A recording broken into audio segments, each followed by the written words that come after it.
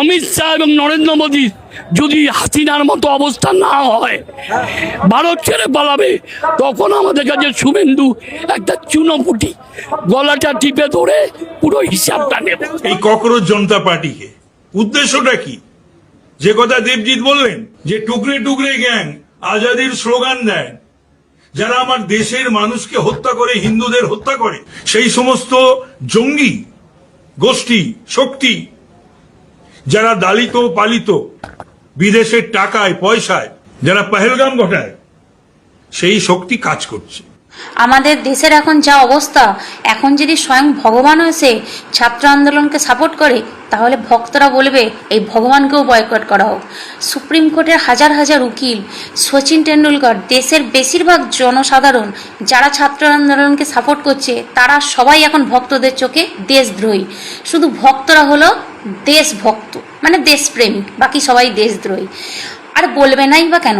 যারা নেতাজিকে বলে গুন্ডা আর নেতাজির বাহিনীকে বলে গুন্ডা বাহিনী, তাদের কাছ থেকে এর থেকে বেশি কিছু আশা করা যায় না।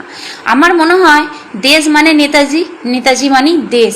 আর নেতাজির বিরোধিতা করে যারা, তারাই আসলে দেশদ্রোহী। দেশ মানেই হলো ভগৎ সিং, দেশ মানে হলো ক্ষুদিরাম, দেশ মানে হলো আম্বেদকর, দেশ মানে হলো দেশের ছাত্র যুব সমাজ, দেশ মানে হলো শ্রমিক, দেশ মানে হলো কৃষক, দেশ মানে হলো দেশের সমস্ত জনসাধারণ, দেশ মানে হলো হিন্দু, মুসলিম, শিখ, খ্রিস্টান, সমস্ত ধর্ম।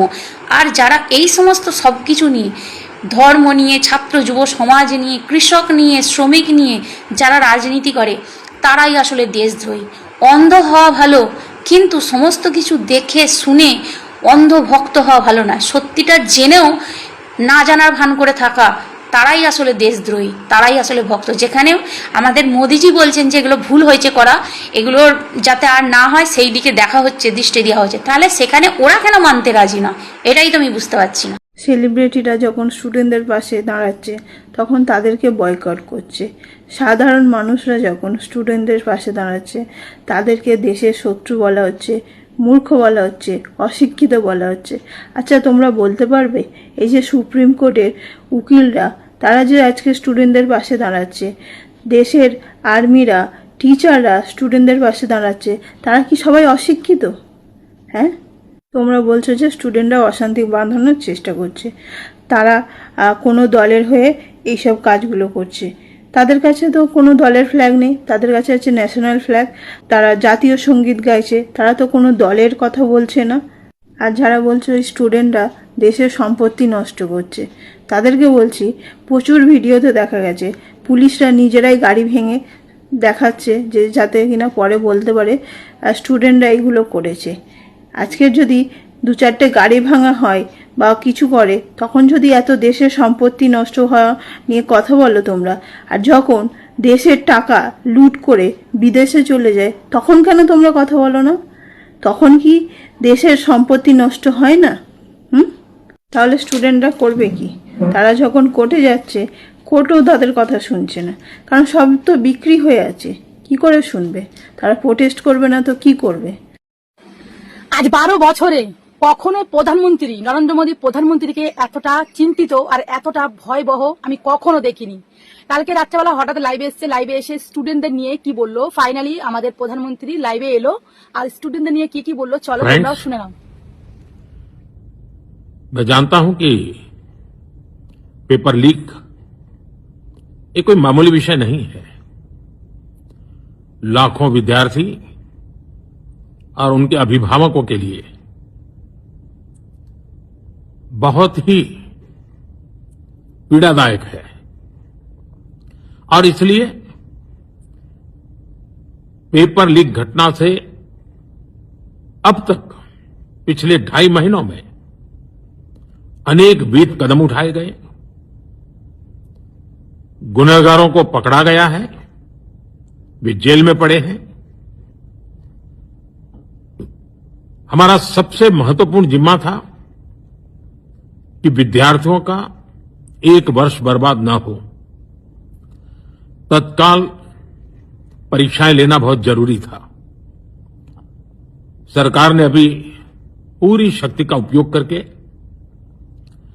कम से कम समय में 22 लाख जितने विद्यार्थियों के एग्जाम हो जाए, इसका प्रबंध किया। और अभी অনাহারে নাহি খেদ, বেশি খেলে বারে মেদ।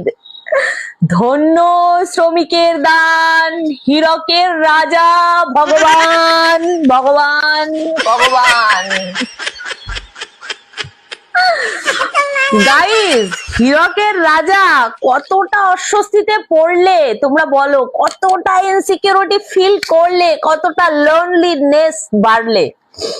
মানুষ মাঝরাতে লাইভ করে, মাঝরাতে আমরা কি করি? মাঝরাতটা কি লাইভ করার জন্য? হ্যাঁ, সারা দিন আছে চ্যানেলকে রানিং রাখার জন্য লাইভ করতে হয়।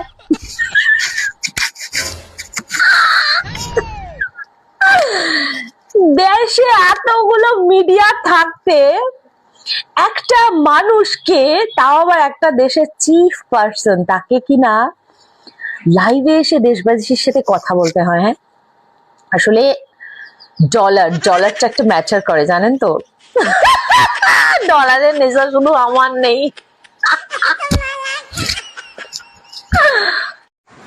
তোমরা কি জানো মোদি কিন্তু গদি বাঁচাতে ফেসবুক লাইভে এসেছে?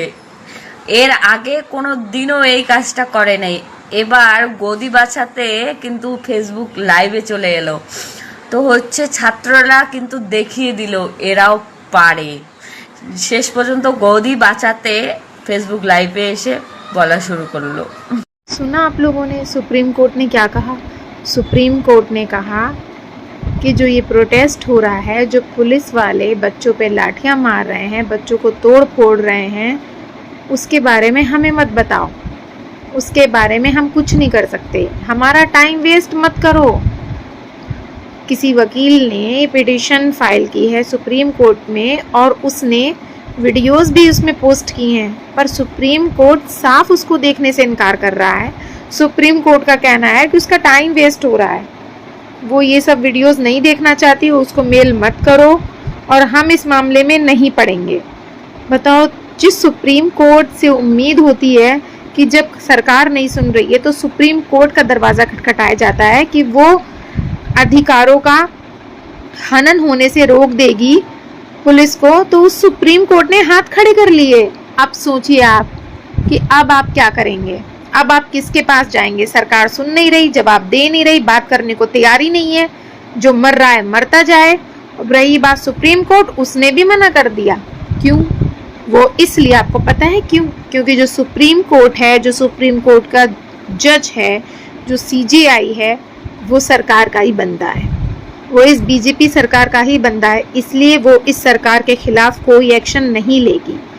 और एक चीज़ आपको याद दिला दूं, ये जो आंदोलन हो रहा है ना, ये जो इतना बड़ा आंदोलन खड़ा हुआ है, इसके पीछे कौन था याद है आपको?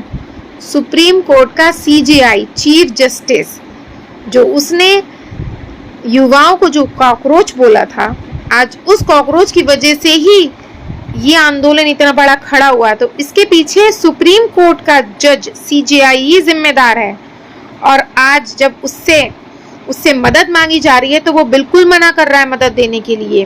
और क्यों? भाई, देश के मुखिया के चेहरे का रंग ही उड़ा दिया है जेनजी लोगों ने। ये जेनजी सड़क पे आया क्या कि मुखिया को अपनी कुर्सी हिलती नजर आई, चेहरे का रंग उड़ गया है। रात में 12 बजे ट्वीट करना पड़ रहा है, वीडियो बनाना पड़ रहा है, वो भी इंस्टाग्राम पे ऐसे सामने। कहाँ इस महामानव के चारों तरफ कैमरामैन घुमा करते थे, और अगर कोई सामने आ जाए तो डांट के हटाता था। अब वो खुद सामने ऐसे वीडियो बना के डाल रहा है इंस्टाग्राम पे।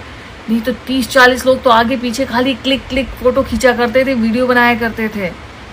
वैसे भी वो न्यूज़ तो सुनी होगी कि एक दिन में इनको मेंटेन करने में करोड़ों रुपए खर्च करते हैं, इनको शेयर बनाने में।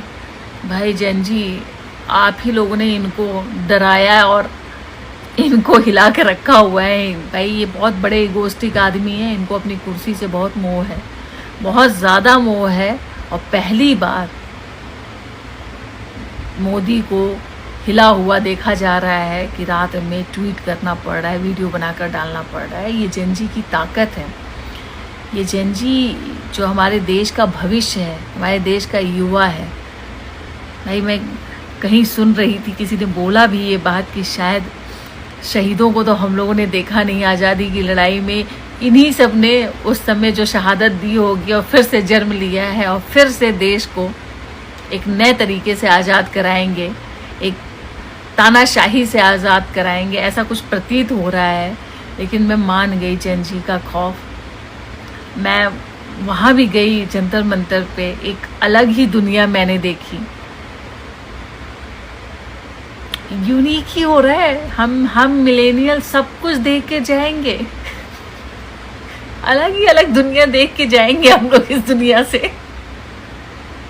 वैसे मुखिया के चेहरे का रंग उड़ चुका है, लेकिन अच्छी खबर ये है कि सोनम वांगचुक जी का अनशन टूट चुका है। ये अच्छी खबर है। देखिए प्रोटेस्ट जारी रहेगा, क्योंकि अभिजीत दीप के कह रहे हैं कि जब तक धर्मेंद्र प्रधान का इस्तीफा नहीं होगा तब तक ये प्रोटेस्ट खत्म नहीं होगा। अब जैन जी और युवा कह रहा है तो मानना ही पड़ेगा कि खत्म नहीं होगा। लेकिन मोदी जी की वीडियो जरूर जाके देखिएगा।